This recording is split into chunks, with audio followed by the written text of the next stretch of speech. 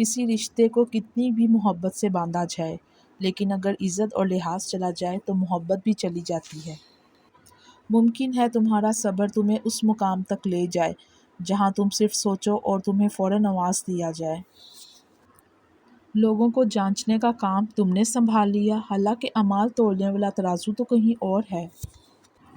میں نے کہا کہ تمہاری عمر کافی ہے، بال بھی سفید آ چکے ہیں، لیکن میں دیکھ رہا ہوں کہ تم کافی لوگوں کی نسبت خوش نظر آ رہے ہو۔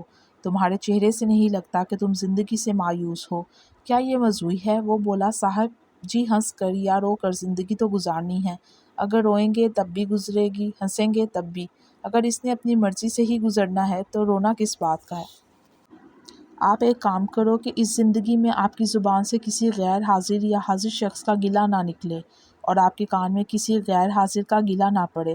بس آپ نہ گلہ کرو اور نہ گلہ سنو، بس یہی زندگی جنت بننی شروع ہو جائے گی۔ بند آنکھوں سے نظر آنے والے وہ لوگ ہوتے ہیں جو دل کے اس کونے میں بستے ہیں جہاں سے محبت جنم لیتی ہے۔ خوبصورت مرد وہی ہوتا ہے جو عورت کی عزت کرنا جانتا ہو، اس سے محبت کرنا جانتا ہو اور اس کی اہمیت سے واقف ہو، اور رشتوں کی اہمیت جانتا ہو۔ چہرے اور قد کاٹ سے مرد خوبصورت نہیں بنتا۔ دنیا کا سب سے خوبصورت انسان وہی ہے جس سے بات کرنا آسان ہو، جس سے مشکل میں مدد مانگنا آسان ہو، جو دوسروں کے دکھ اور درد میں شامل رہے، جو آنسو پونچھنا جانتا ہو، مرہم لگانا جانتا ہو۔ خود کو ایسا بنانے کی کوشش ضرور کریں، اور اگر آپ ایسے انسان ہیں تو یقیناً اللہ نے آپ کو بہت خاص بنایا ہے۔ جتنا مرضی پڑھ لو، جتنا مرضی رٹا لگا لو، پر سبق صرف وہی یاد رہتا ہے جو دنیا سکھاتی ہے۔ اللہ تمہیں تمہارے نصیب کے سامنے بے بس اس لیے نہیں کرتا تاکہ تم مایوس نہ ہو جاؤ یا کمزور نہ پڑ جاؤ، بلکہ وہ بے بسی تب ہی لاتا ہے جب وہ چاہتا ہے کہ تم اسے پکارو اور اس بات کی گواہی دو کہ اس کا ایک حکم تو نصیب کے سارے پنے بدل سکتا ہے، یعنی تم اس سے دعا کرو، اس سے وہ مانگو جو تمہیں چاہیے۔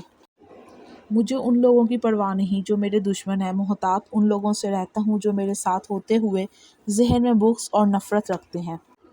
لوگوں کے ساتھ رنجش بیکار ہے، تم بھی فانی وہ بھی فانی، اب جھگڑا کس بات کا؟ من و تو میں وقت ضائع کر رہے ہیں اور اوپر سے کچھ اور ہی ہونے والا ہے، موت سر پر کھڑی ہے۔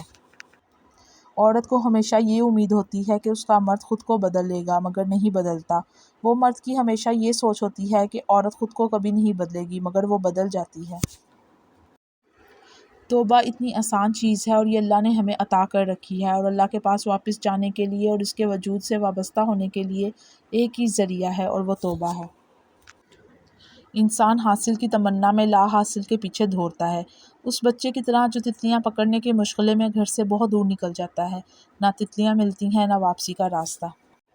انسان بڑی دلچسپ مخلوق ہے، یہ جانور کو مصیبت میں دیکھ کر برداشت نہیں کر سکتا، لیکن انسان کو مصیبت میں دیکھ کر خوش ہوتا ہے۔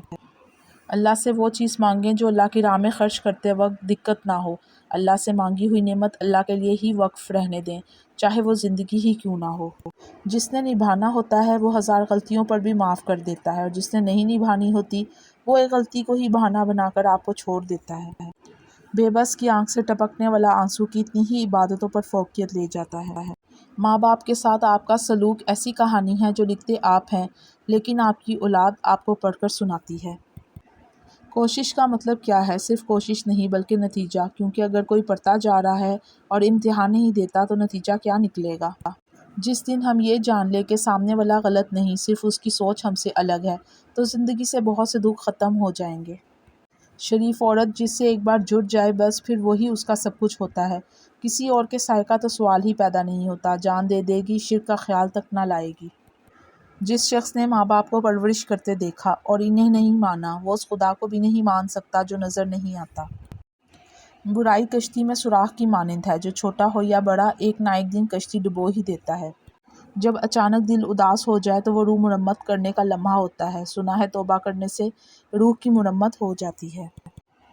زندگی میں جب بھی تم تنہائی محسوس کرو تو یاد رکھو خدا نے سب کو دور کر دیا تاکہ پیچھے صرف تم اور وہ رہ جائے۔ وہی لوگ ہمیں برا کہتے ہیں جن کی پہچان ہی ہماری وجہ سے ہوئی۔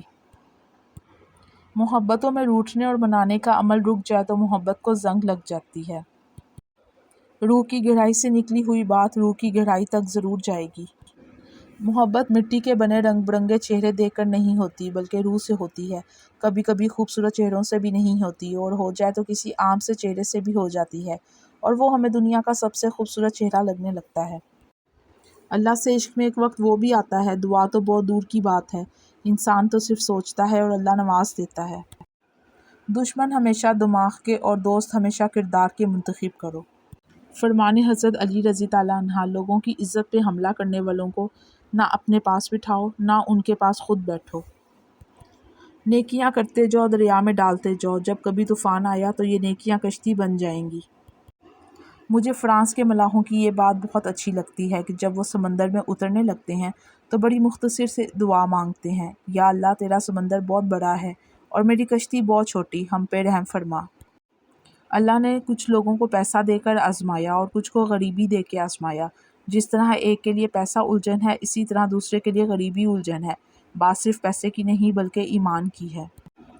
برا دوست کوئلے کے مانند ہے، گرم ہوگا تو جلائے گا، ٹھنڈا ہوگا تو ہاتھ کالا کرے گا۔ وہاں بیٹھ کر رونا دل کو بہت سکون دیتا ہے جہاں اللہ پاک کے آنسوؤں کو دیکھنے والا کوئی نہ ہو۔ آپ عبادات ضرور کریں، شوق سے کریں، لیکن خدا را انسانوں کو بھی اپنے قریب کر لیں، یہ بھی عظیم عبادت ہے۔ اگر معاملہ حقائق کو پیش نگاہ رکھتے ہوئے حقیقت سے سبق سیکھنے کا ہو تو نصیب والے چونٹی سے بھی سبق سیکھ لیتے ہیں، اور اگر نصیب میں نہ ہو تو کائنات کی تمام کتابیں ردی کے ڈھیر سے زیادہ کچھ بھی نہیں۔